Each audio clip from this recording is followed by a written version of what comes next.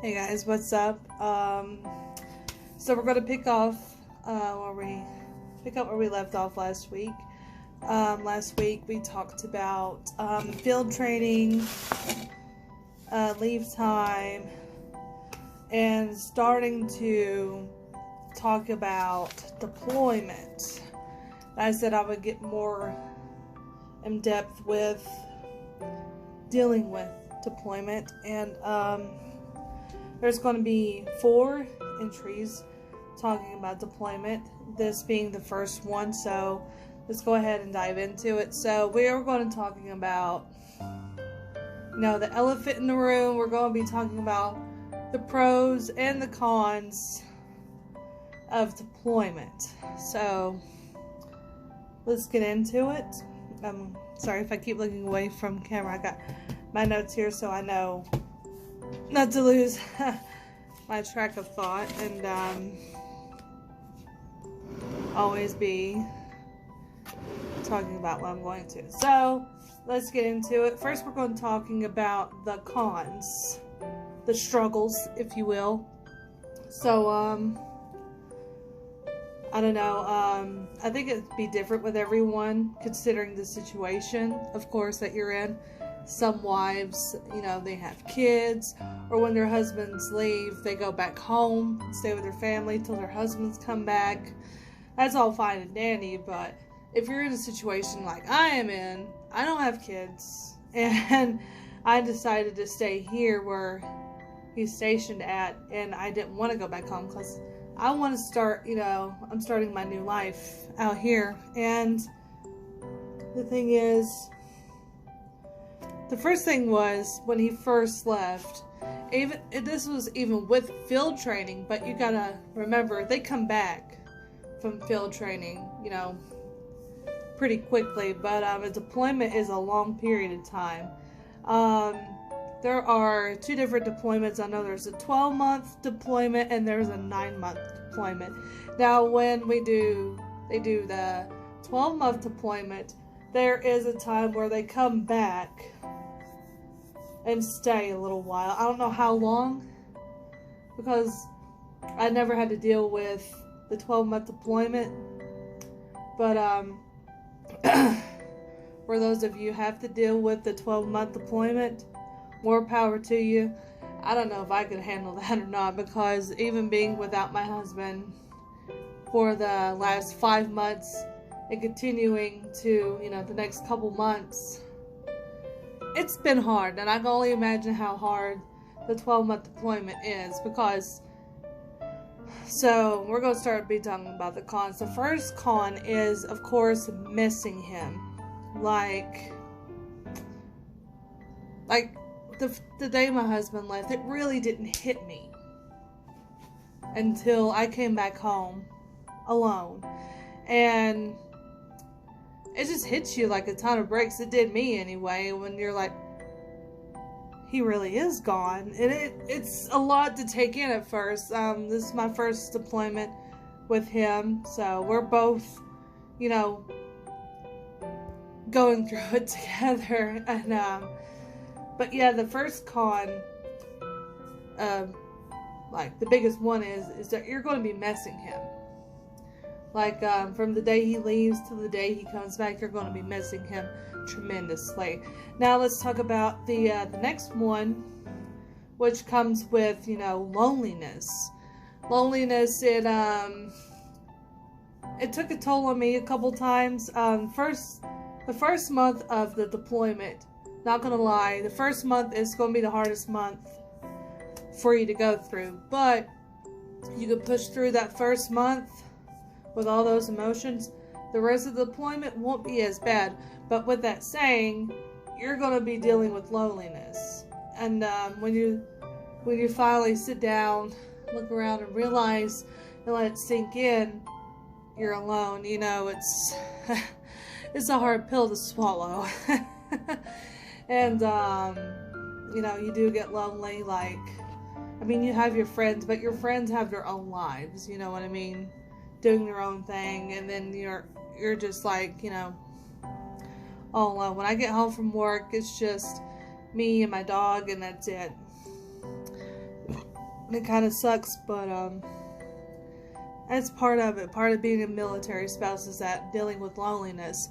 And now the next thing we'll be talking about is trouble sleeping. Now, like I said, it's going to be different with everybody, but with me, the first couple of weeks when he was gone, I had to take medication to help me fall asleep, because I could not, for the life of me, fall asleep without him, because it was so hard, because I was so used to him, like, being right there with me, you know what I mean? And the first couple of weeks, it was so hard for me to fall asleep. I was even crying and, you know, thinking about him, and going back to what I was talking about a second ago, loneliness and missing him. Like, all this comes hand in hand, and there are going to be nights where you can't fall asleep. I mean, but if, I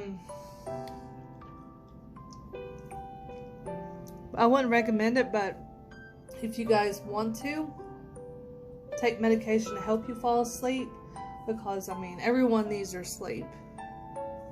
And now we're going to be talking about the next thing, which is depression. And like I keep saying in this video, it's going to be different for everyone. Like, some people can handle it better than others, and some people can't handle it like others can. Now, I've had past experiences with depression, but with the new acceptance of, you know, him being so far away, and communication that's another thing I'm going to be talking about here in a little bit. You get depressed, like, because you miss him so much, and it gets overwhelming. And with depression, it's just, it gets ugly pretty quick. And if you guys need help with that, you know, go see a therapist. There's nothing wrong with going to seek help, to talk to a therapist, get medication for your depression, you know, to get you back on track. And of course, the next thing we're going to be talking about is dealing with a long distance relationship.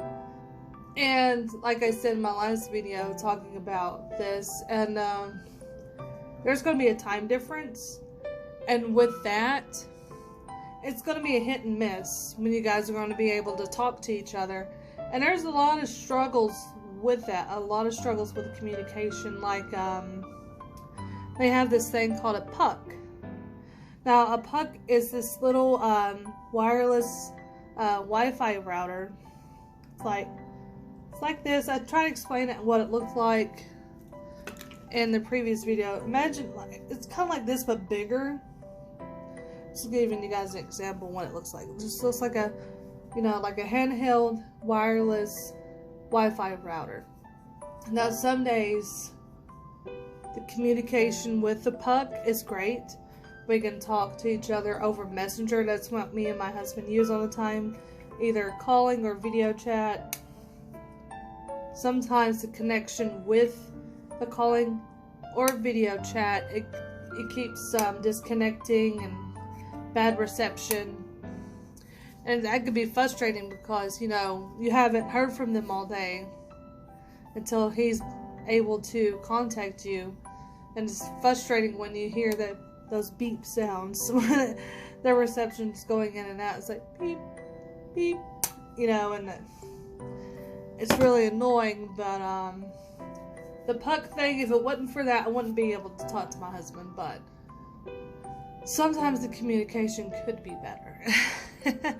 So, now we're done talking about the cons and the struggles with dealing with deployment. We're going to be talking about the pros.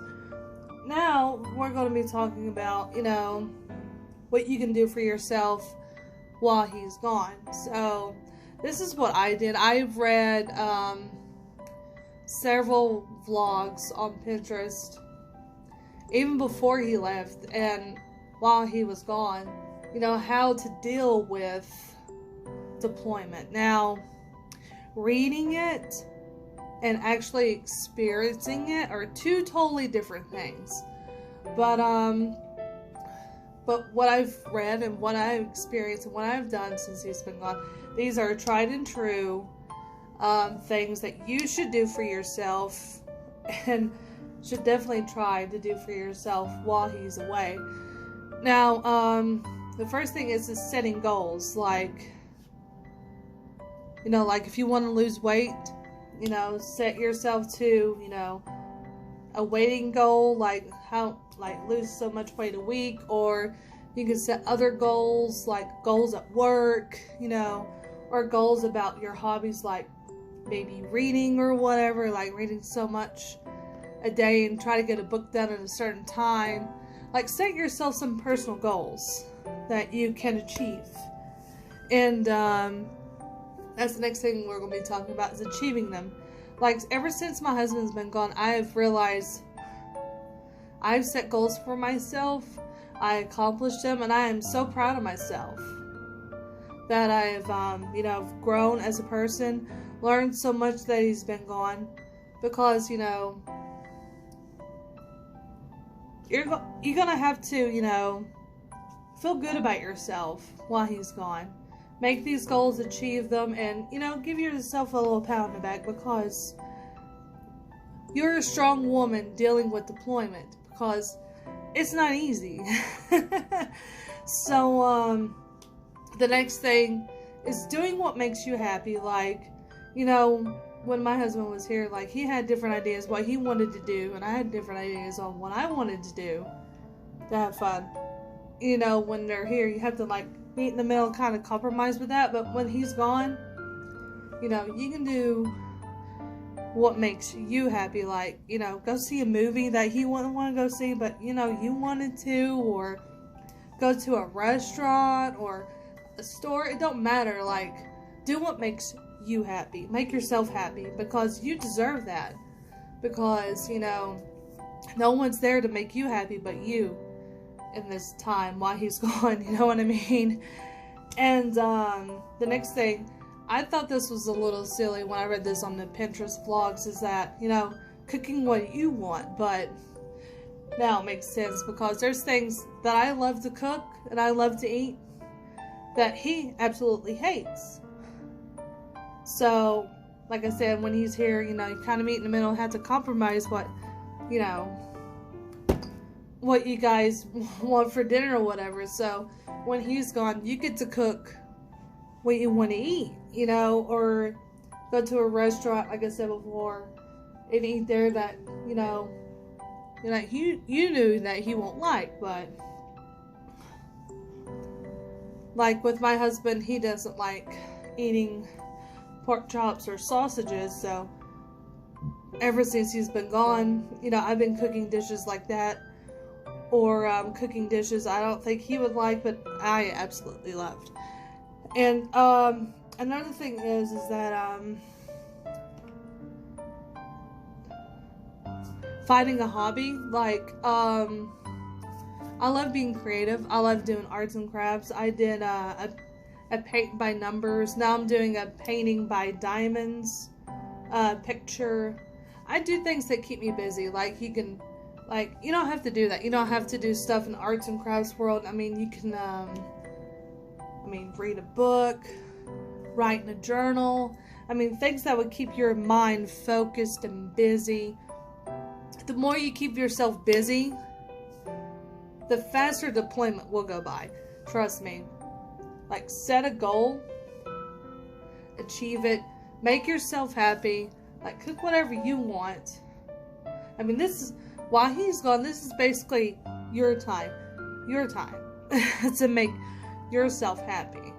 And also talking about being independent, which, that's basically what you're going to have to be when he's gone. Because you can't rely on, him, or I don't like relying on other people a lot per se. So if I want something done, I'm going to have to do it. And I think there's a lot of power with that. And once you become more independent and you realize you can handle more things on your own, I think that's, I think that's empowering, and I think people like that, and I know I like that. So yeah, that was the pros and cons about deployment. I hope that helped you guys out. And next week we're going to be talking about care boxes. We're going to be talking about the information about, you know, how to get them, how to mail them, and everything. So we're going to start diving into that. And hope you guys had a great week. I hope you guys are having a good weekend. And I'll catch you next Sunday on the next video.